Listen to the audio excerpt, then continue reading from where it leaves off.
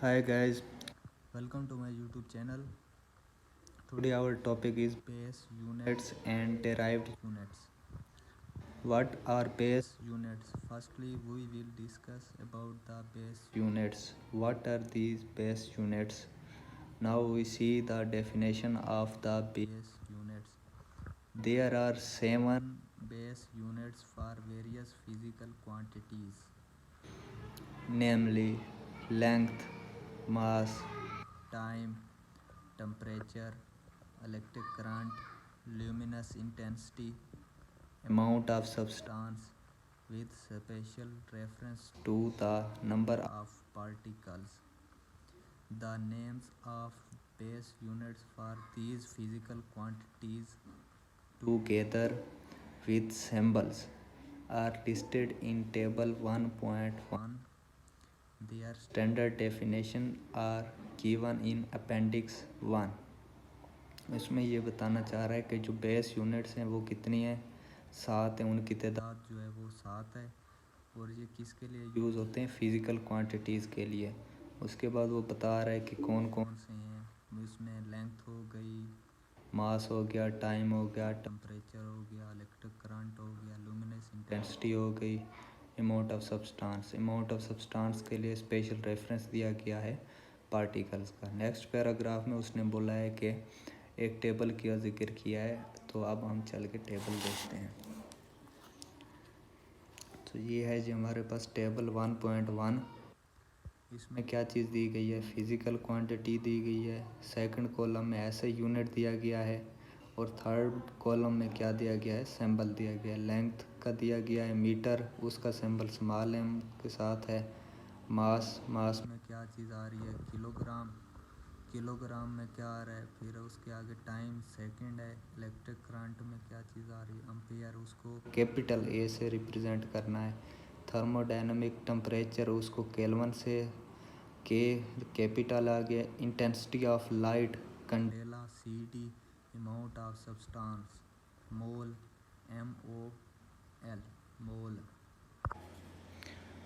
Second topic is derived units. Now we will discuss derived units. We will see the definition of derived units, what are their symbols, and what are their units in terms of base units, SI units, derived units. SI units for measuring all other physical quantities are derived from the base and supplementary units। मतलब जो base और या दूसरे जो होते हैं supplementary units, उनसे जो डिराइव्ड किए गए हों, जो बाकी जो मतलब फ़िज़िकल क्वांटिटीज़ हैं, वो जो बेस यूनिट्स जिनको कवर अप नहीं कर रहे, उनको मेजर करने के लिए डिराइव्ड यूनिट्स को हमें यूज़ करना पड़ता है। उसके बाद इसने गिवन इन टेबल 1.3, हम 1.3 टेबल देख लेते हैं। अब टेबल में क्या चीज़ आ रही है, फिज़िकल क्वांटिटी आ रही है, यूनिट आ रहा है, उसके बाद सिंबल आ रहा है in terms of base units. Force is equal to, उसका मतलब यूनिट जो है वो न्यूटन है, उसका सिंबल कैपिटल N है। और उसको हम बेस यूनिट्स में कैसे वो करेंगे, रिप्रेजेंट करेंगे, किलोग्राम मीटर पर सेकंड स्क्वायर।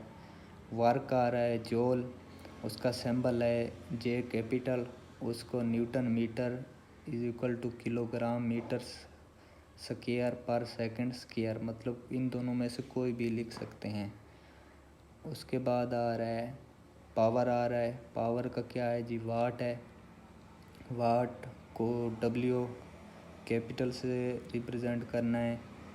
जूल पर second, kilogram metre square second का उस पर का क्यूब लेंगे। प्रेशर आ रहा है, प्रेशर में क्या चीज़ आ रही है, उसका जो यूनिट है, ऐसे यूनिट जो है वो है पास्कल। पास्कल में का सिंबल हम कैसे रिप्रेजेंट करेंगे, P कैपिटल और A स्मॉल से, मतलब पास्कल जो फर्स्ट 2 लेटर हैं उनको लेंगे।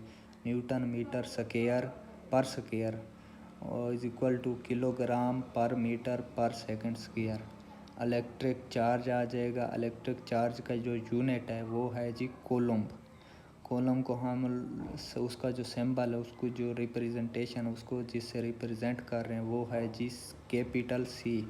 और इन टर्म्स ऑफ बेस यूनिट्स में इसका क्या है जी, एम्पेयर सेकंड इसका वो आ रहा है, यूनिट बन रहा है।